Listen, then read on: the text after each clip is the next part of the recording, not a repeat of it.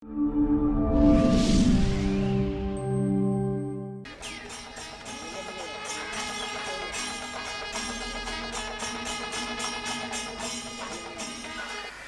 പല വിധത്തിലും ഇടപെടേണ്ടി വരാറുണ്ട്. അതുകൊണ്ട് തന്നെ തിരുവിതാംകൂർ ദേവസ്വം ബോർഡിൻ്റെ ആനകളിൽ ഏറ്റവും കൂടുതൽ ഹൈറ്റുള്ളൊരു ആന അല്ലേ?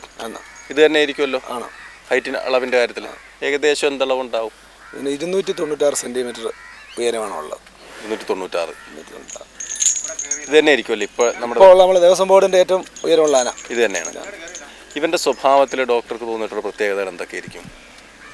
തിരുവിതാംകൂർ ദേവസ്വം ബോർഡിൽ മൊത്തം നമ്മൾ 42 ആനകളാണ് ഉള്ളത്. അതിൽ 22 ആനയുടെ ചാർജാണ് എനിക്കുള്ളത്. പാറശാല മുതൽ പുനലൂർ വരെയും കരുനാഗപ്പള്ളി വരെയുമുള്ള ഏരിയ ഉണ്ട്. അങ്ങനെയുള്ള 22 ആനകളാണ് ഞാൻ പരിശോധനയ്ക്കുള്ളത്. അപ്പം നമ്മുടെ 42 ആനകളിൽ ഏറ്റവും തിരുവിതാംകൂർ ദേവസ്വം ബോർഡിൻ്റെ ഏറ്റവും സൗന്ദര്യമുള്ളവനും തെക്കൻ തിരുവിതാംകൂറിലെ സുന്ദരക്കുട്ടനെന്ന് തന്നെ നമുക്ക് പറയാവുന്ന ആനയാണ് നമ്മുടെ കടവൂർ രാജു എന്ന ആന. അതിന് 36 വയസ്സോളം പ്രായമുള്ള ആനയാണ്. 56 വയസ്സിനടുത്തുണ്ട്.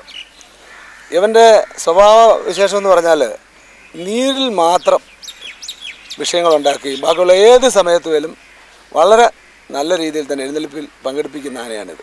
നല്ല എഴുന്നേൽപ്പിൽ വളരെ ചുറ്റുള്ള ആനയാണ്. പിന്നെ ഇത് ഏറ്റവും പ്രധാനമായിട്ടുള്ളത് ഇപ്പം ഇതിൻ്റെ പാപ്പാനെന്നുള്ള ഗോപാലകൃഷ്ണന് വേണ്ട 10-20 വർഷത്തെ സർവീസുള്ളതാണ്. ഇവിടെ ഒരു അടുത്തൊരു ക്ഷേത്രത്തിൽ ഒരു പ്രത്യേകതരം ആനയുടെ ആനവാൽപ്പിടി എന്ന് പറയുന്ന ഒരു ചടങ്ങുണ്ട്. ആ ചടങ്ങിൽ എത്രയോ വർഷങ്ങളായിട്ട് തന്നെ ഈ ആനയാണ് പങ്കെടുപ്പിക്കുന്നത്. അപ്പോൾ ആളുകൾ ഈ ആനയുടെ വാല് പിടിക്കാൻ വേണ്ടിയുള്ള കൂട്ട ഓട്ടം, നമുക്കറിയാം മറ്റ് ആനകളൊക്കെ ആണെങ്കിൽ സാധാരണ ഓടുന്ന ഓട്ടത്തിൽ പ്രശ്നങ്ങൾ ഉണ്ടാക്കാൻ സാധ്യതയുണ്ട്. ഒരു ബുദ്ധിമുട്ടുകളും എത്രയോ വർഷങ്ങളായിട്ട് യാതൊരു പ്രശ്നം ഉണ്ടാക്കാത്ത ഒരാനയാണ് അവൻ. പക്ഷെ മതപ്പാട് സമയത്ത് വളരെ കൂടുതൽ കുറുമ്പുണ്ട്. ചില സമയത്ത് തുടക്കത്തിലൊക്കെ 2-ാം പാപ്പാനെ ഓടിക്കും, 1-ാം പാപ്പാനെ അടുപ്പിക്കും. പക്ഷേ ഒരു 2-3 മാസം വരെ അവൻ്റെ മതപ്പാട് നീണ്ടു നിൽക്കും. തിരുവിതാംകൂർ ദേവസ്വം ബോർഡിൻ്റെ ക്ഷേത്രങ്ങളിൽ ചിരപുരാതനവും ഐതിഹ്യ പ്രസിദ്ധിയാൽ ഏറെ സമ്പന്നവുമാണ് തൃക്കടവൂർ ശ്രീ മഹാദേവ ക്ഷേത്രം. കൊല്ലം ഗ്രൂപ്പിൽപ്പെടുന്ന ദേവസ്വം ബോർഡ് ക്ഷേത്രങ്ങളിൽ ഏറ്റവും അധികം നടവരവുള്ള ക്ഷേത്രവും ഇതുതന്നെ. അല്പായുസ്സായ സൽപുത്രൻ വേണോ അതോ 100 വയസ്സുവരെ ജീവിച്ചിരിക്കുന്ന മന്ദബുദ്ധിയായ മകൻ വേണോ എന്ന ഈശ്വരൻ്റെ ചോദ്യത്തിന് മുന്നിൽ സൽപുത്രൻ തന്നെ മതിയെന്ന ഉത്തരം നൽകിയ അച്ഛൻ.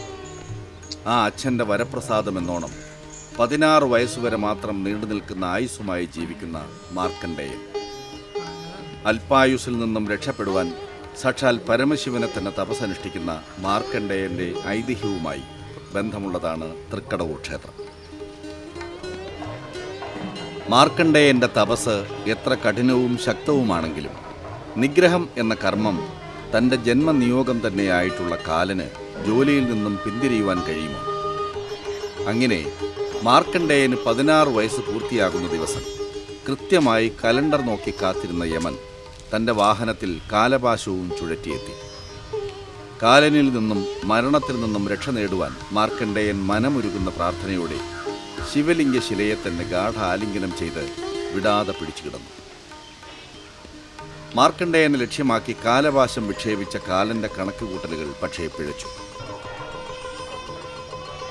കയർ കുടുക്ക് ചെന്ന് വീണത് മാർക്കണ്ഡേയൻ്റെ കഴുത്തിലും ശിവലിംഗത്തിലും ഒരുമിച്ചായിരുന്നു.